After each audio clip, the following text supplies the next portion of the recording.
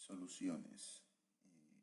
Esta clase está dirigida a la preparación de soluciones que se tienen como parte de la unidad 3 en el estudio de la química inorgánica.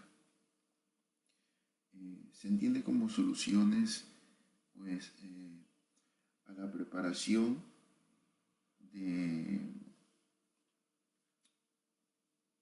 de un componente que no solamente nosotros pensamos que es agua y, y algo sólido, ¿sí? Como es en el caso de algo sólido como una sal, o podemos pensar que puede ser algo sólido como una harina, ¿sí? Bueno, en sí es parte de las soluciones, ¿sí?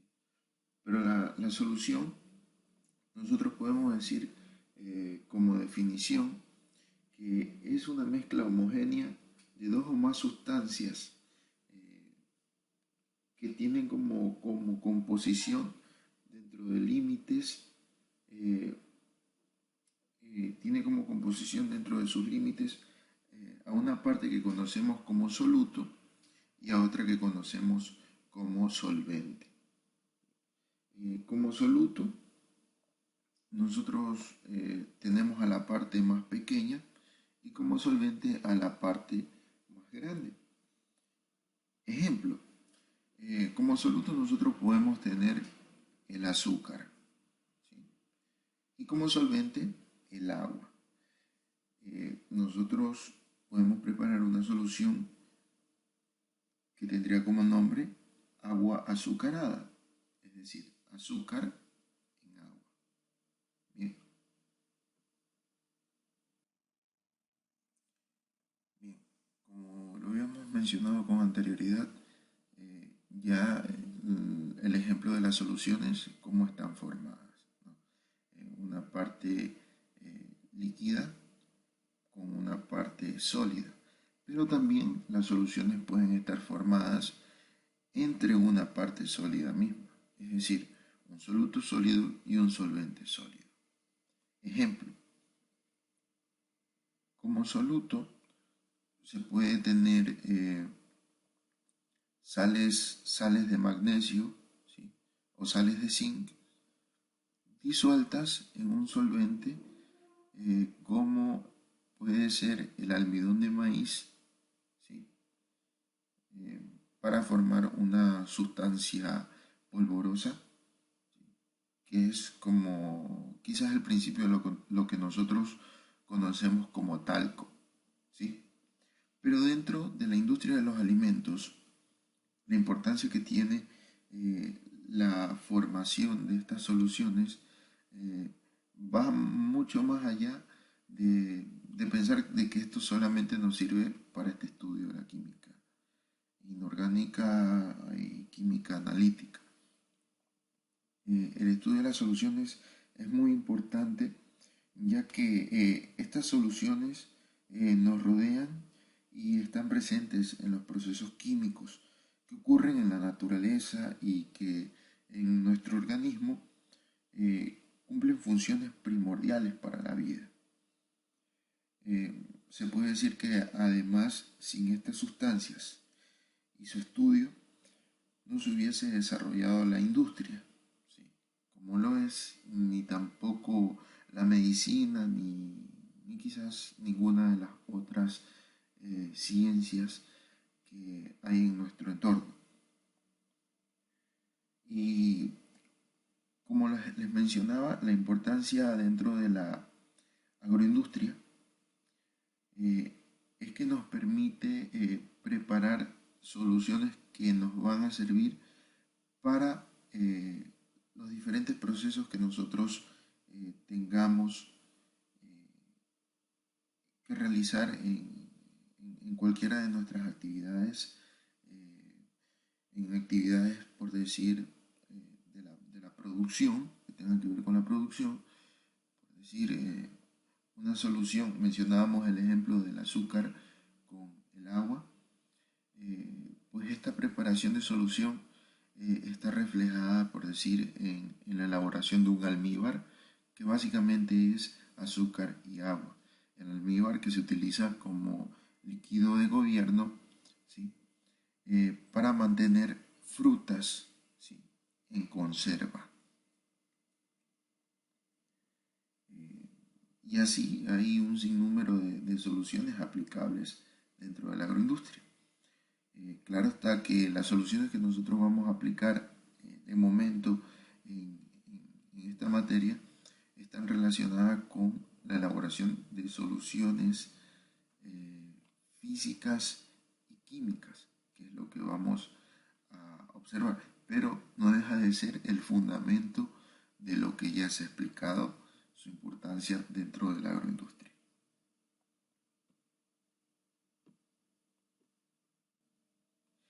Y dentro del estudio de las soluciones, tenemos nosotros a través de las soluciones las unidades de concentración en las cuales se va a trabajar. Ah, asumiendo de que nosotros tenemos la preparación de soluciones físicas y soluciones químicas. En las soluciones físicas tenemos las soluciones expresadas al porcentaje. Estas soluciones son aquellas en las cuales el soluto se haya disuelto en 100 partes de solución final, eh, entre las cuales tenemos el porcentaje peso sobre volumen, que indica la cantidad en gramos de soluto en 100 mililitros de solución. El porcentaje peso sobre peso indica la cantidad en gramos de soluto en 100 gramos de solución. El porcentaje volumen sobre volumen indica el número de mililitros de soluto por cada 100 mililitros de solución. Partes por millón, a esta se le define como el número de miligramos presentes en un kilogramo o en un litro de solución. Es así como se definen las unidades físicas. Obviamente nosotros vamos a realizar prácticas sobre la preparación de estas soluciones por unidades físicas. Y por unidades químicas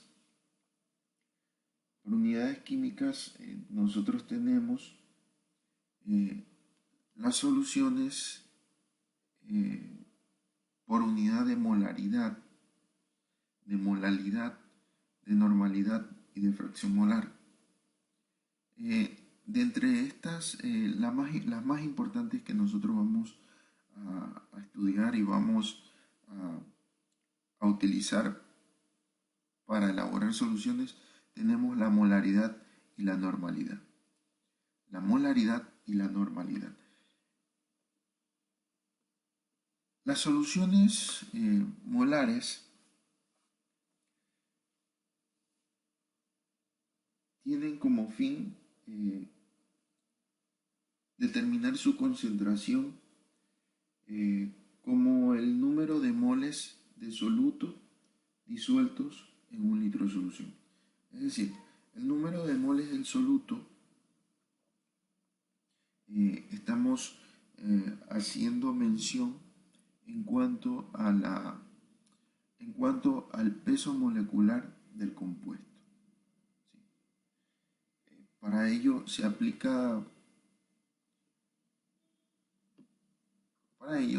se aplica eh,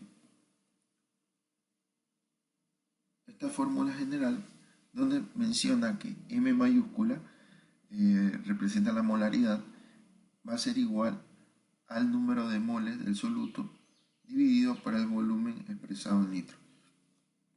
Es decir, el volumen expresado en litro es la solución total. ¿Sí?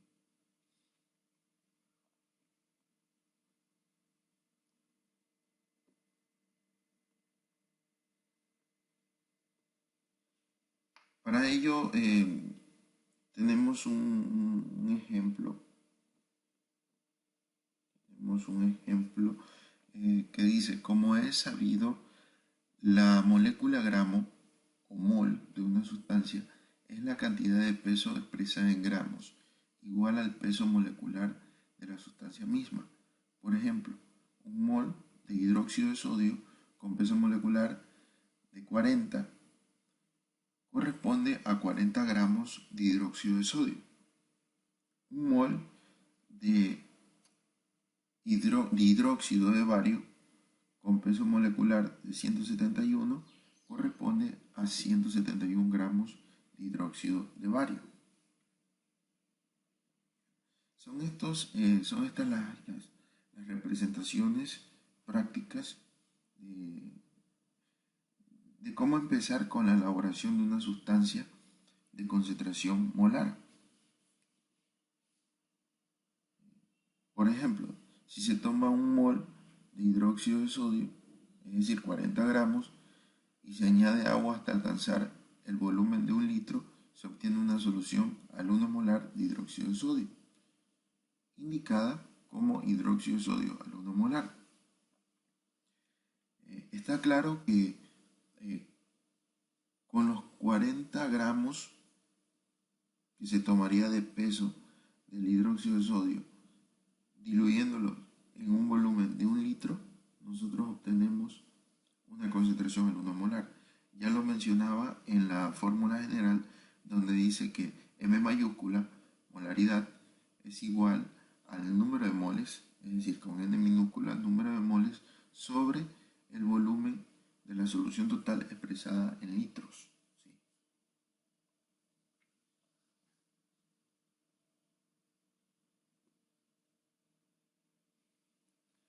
Las soluciones normales, esta otra es una de las soluciones que vamos a llevar más a la práctica, donde se puede decir que la normalidad está expresada en base al equivalente químico gramo sobre el volumen expresado en litros, el volumen de la solución.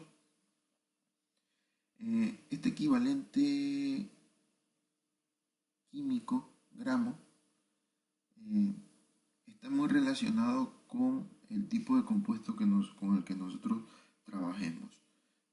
Puede ser que trabajemos con ácidos, con sales, con hidróxido o con sustancias que presentan oxidación o reducción.